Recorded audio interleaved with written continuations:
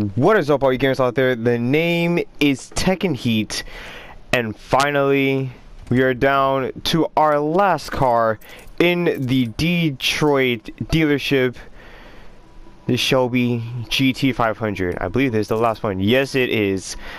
I cannot wait. I've been really looking forward to it. Oh,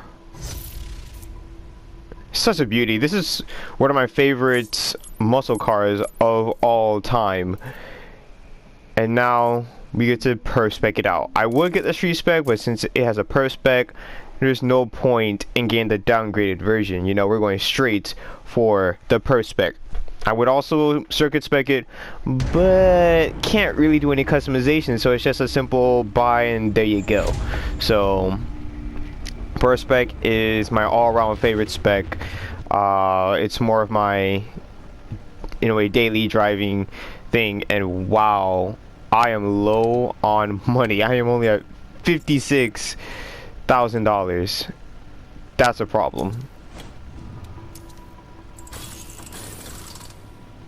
I have been trying to increase money and stuff, but at the same time though, I haven't really been putting too much time in the game, so that's kind of my fault. Sorry about that. Hopefully tomorrow though, I will definitely be getting in a lot more money. I might spend this entire day just playing the crew. Fingers crossed. Now, color wise, actually, let me first talk about what we're seeing right here. This looks beautiful. I love it. I love it. I love it. Wait, what's the stock looking like? Just so we can get an idea. Okay. No. No, that feels like it's a bit too much. Now, of course, the classic. In all honesty though, I kind of like how it is in its normal form. I really do enjoy that. I think we're not even going to be changing too much with the car, although that does look nice, if I do say so myself. Ooh, that's also very good. No, I don't like that big ass tail light, man. Just not feeling it. So, oh crap, I think it's for everything. Why did it feel like it got bigger? Unless I just didn't pay attention to it. I'll be sticking with this though. Fenders, nothing. Fenders, nothing. As always. What's the point of putting that in? Rims. Actually, I'm not gonna lie. These rims actually look great. But where are my official? Wait. Oh crap! We don't have official. Okay then. It's actually these rims I actually kind of accept on this car. I'm not gonna lie. I still probably might just want to change it up a little. So what we got? No. Come on, give me something I want. I actually don't even know what kind of rims I want on this car, honestly. I'm not really seeing any that. No, it's hard. This has always been my problem, is picking out rims, not just in video games, but like even in real life. It's like, especially in real life, because they're damn expensive. It's like there are so many rims out there, but you just don't know what you want. I might go with this. I don't know why, but I'm gonna stick with it. You guys might be saying, ew, what the fuck? I might be saying the same thing in a little bit, but for now, I'm just gonna go with that. Gonna stick with the chrome. Do we have a wing? Yes, we do, but doesn't feel right, so no.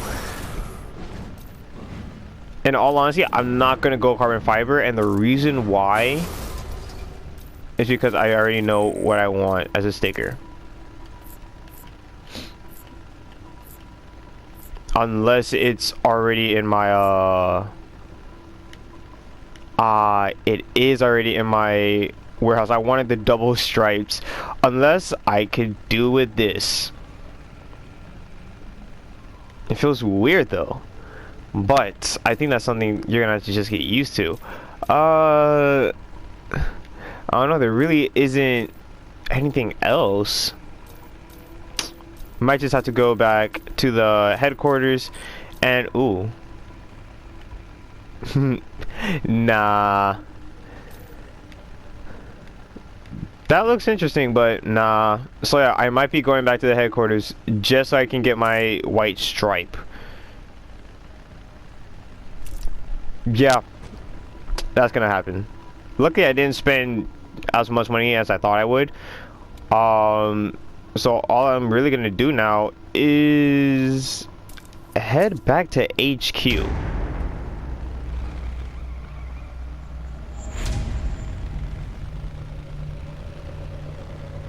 Actually, now that I think about it, did I really want to keep the supercharger on it? Damn. It's kind of hard now that I'm thinking about it.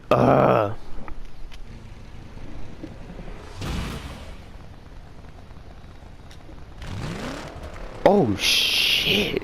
Hold up, let's go into cockpit view for that. Oh my god, that glitch. Is someone inside of me? So all of a sudden my car just transformed into, I think, yeah, into the newer Shelby GT500. Awkward.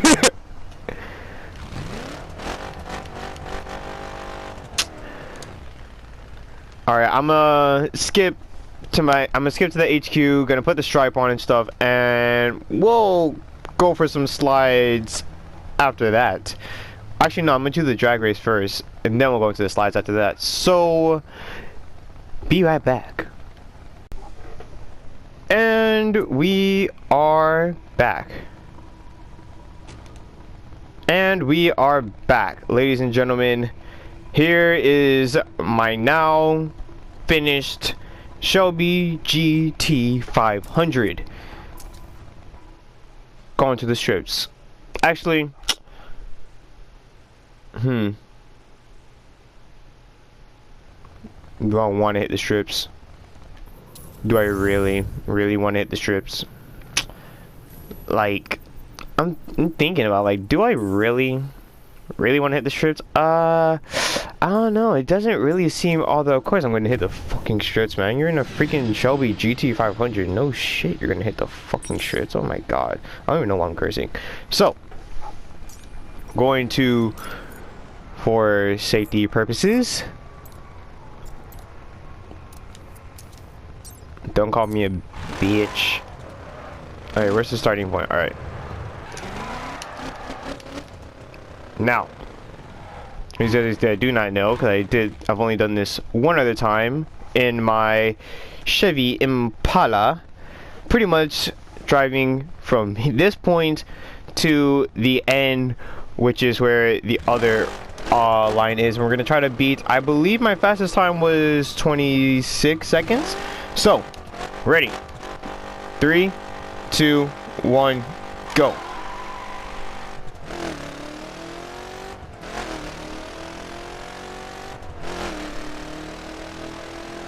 Come on, can we hit? Once I hit 50, I'm gonna nos it. See if we can hit 200. Wow, this thing hasn't even hit 200 yet. Oh, this is not gonna be good.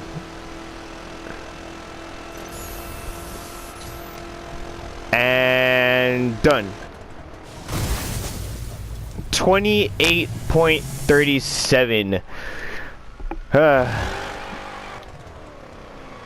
Nothing has yet to beat the 26. I believe my 26 was from the Perf Spec R34 Skyline. Now, I do know that I can beat it with my Circuit Spec Skyline, but this is about Perf Specs, not Circuit Spec. So, now we're going sliding.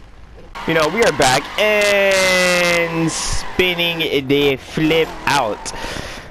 let's get a redo. So if you guys do not know where I'm at another side of Glacier Park. This is actually my first drifting spot that I showed you guys. So I want to do my other drifting spot that I normally drift on a lot now, but kind of wanted to spice things up a little, make things a little different. So that's why I chose here, which I still do love. I still do love this place because it has different feels to it. Like, all the turns aren't exactly similar to one another. You'll have some that are like very long, some that are like very tight. So I really do like that. It really does have a kind of skill. Oh my gosh, I hate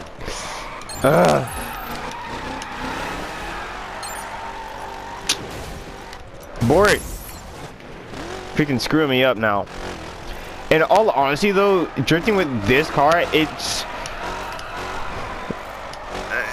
not that great. Well, at least for now. I did just start drifting with this car, you know, so I guess it's just gonna have to get some getting used to, but at the moment it's not what I really like. I think like the gears feel kind of short, and it just doesn't feel right to me. It's not like the Mustangs that I've been drifting, nor my Skyline, even though it's AWD, and some people kind of don't like that. But I also feel like it spins out a bit too much, as you guys saw right there.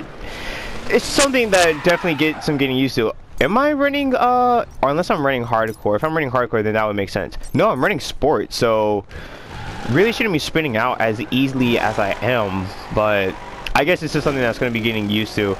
But besides that, the car, like, normally it looks nice. I can say that it does look nice, but drifting it just takes some getting used to.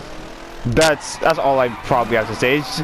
It's something that you're not gonna perfect right away.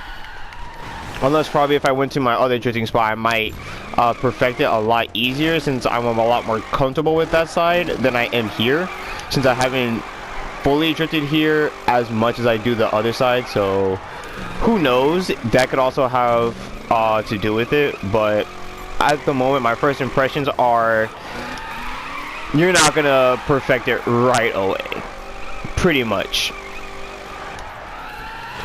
Now it's amazing, like I was actually just thinking about it while I was off screen. I was thinking of Tokyo Drift.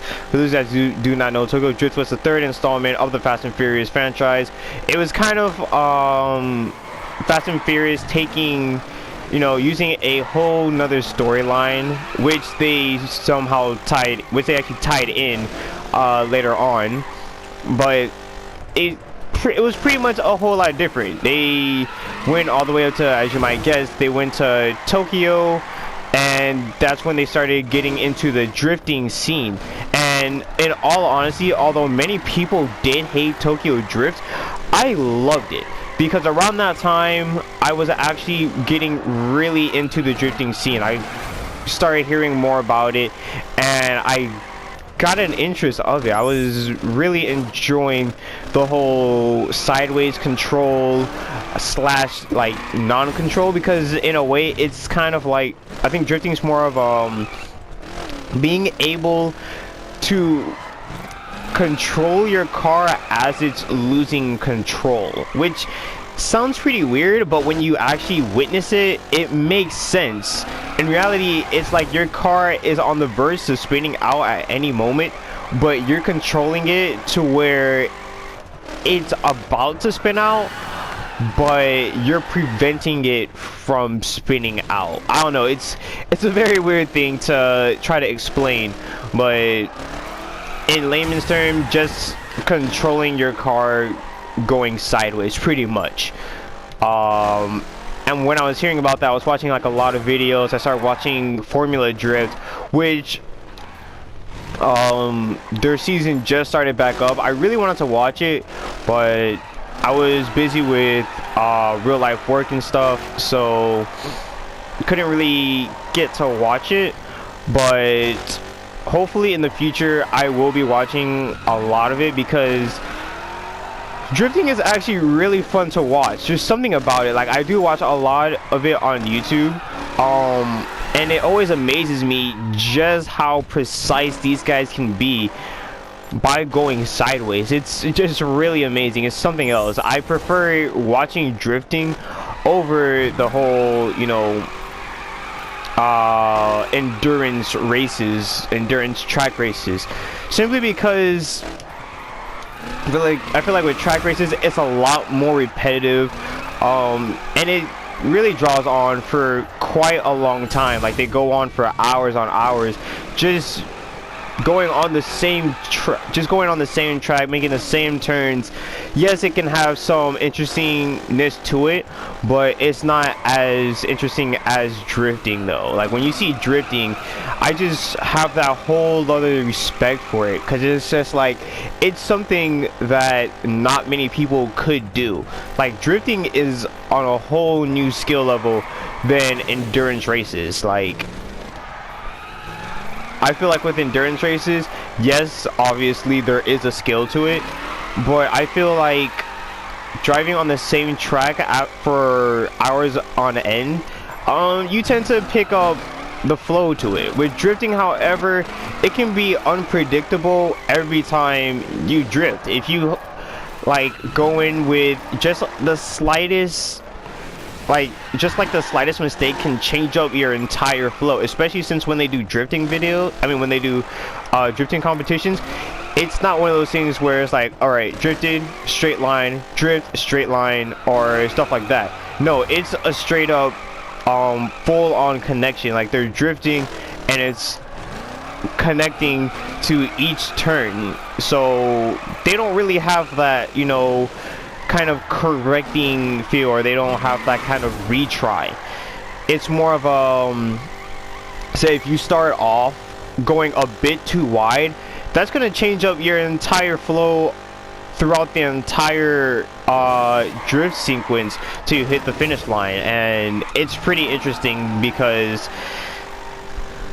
for a regular person, that's kind of hard. For a regular person, it's kind of hard to keep a very good consistency of controlling such a slide. And I think trying to initiate the slide right away and controlling it itself, it just sounds so difficult. And that's why I have so much respect for drifters, for professional drifters, and I guess even amateur drifters who can still drift. If you can drift, if you can have some kind of control in your drift, I automatically have respect for you, because I never like really gave it a try in real life, obviously, but I see that as something that would be very, very difficult. And I think it's a very useful skill to, like, real life. Say if you actually excuse me, I have the hiccups all of a sudden. Say if you like lose control of your car in real life, and you have like a rear-wheel drive or maybe even an all-wheel drive car, if you have your kind of sideways like skill, you can actually, you know, control it and not you know, have something bad happen to you, as compared to somebody who hasn't had the training.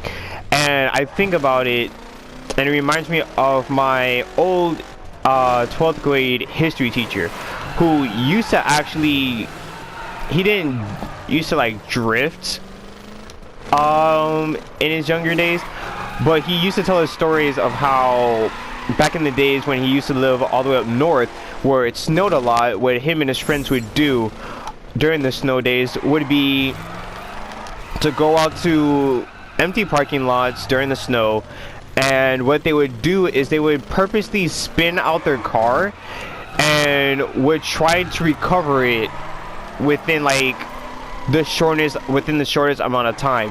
So you'll pretty much have the car spinning out, and for those guys who do not know, when you're in the snow, you have very little traction, so it's a lot easier to get the car spinning out. And when doing so, many people would freak out, they would screw up, they wouldn't really know how to recover so easily. So during this training, he was getting better and better at it, him and his friends. And one day down here in the south, he actually lost control of the car one day. I can't remember the full story of what happened, but pretty much something happened and he went off into the grass. And the grass, although it's not as chaotic as the snow, when you're in the grass, you have a loss of traction there too. So pretty much off-road is the southern's version of the northerners snow. So as he was like losing control in the grass, he remembered the, I guess you can say, the skill that he picked up when he was up in the northern regions, as he was with his friends in the snow trying to regain control of his car. And he said that with it, like right after like 1 or 2 spins, with the knowledge that he picked up in the north, he was able to bring the car back around, and no harm was really done to the car. He was able to fully get the control back, and I feel that that's pretty interesting, and that could be said the same way for drifters. Yeah, it might not be like an everyday thing, but for those instances where you might actually lose control of your car or something, or say it's a rainy day, and I can say this because I've actually seen this happen. Long time ago, I was leaving the mall with my mom. My mom was a driver. I was way younger than I am now. I was probably in like my 14s. So pretty much it was pouring hard, and I'm at an intersection, and oh my gosh, stop hitting me with these. I really hate that that's there. Pretty much we're at an intersection, and the people at the other light, still at our intersection but on the other side, their light goes green, and I see this Camaro. You can tell it had some modifications done to it because it sounded like a lot more tougher than a stock car would. So as he's going, and he pretty much has the turning light, so he's making a left, and as he's making a left, I watch him and I see that his car actually goes a little sideways, and at first I was freaking out a little. So I noticed that as he was going sideways, you can see that he was counter steering, and he had what seemed to be full control of the entire turn, almost as if it was done purposely. And watching that, it's just like, holy crap, what looked like it could have been a serious accident, especially an accident that could have involved us in it, because we were pretty much on the outside lane. So pretty much his car, if he did lose control, he would have probably hit our front end.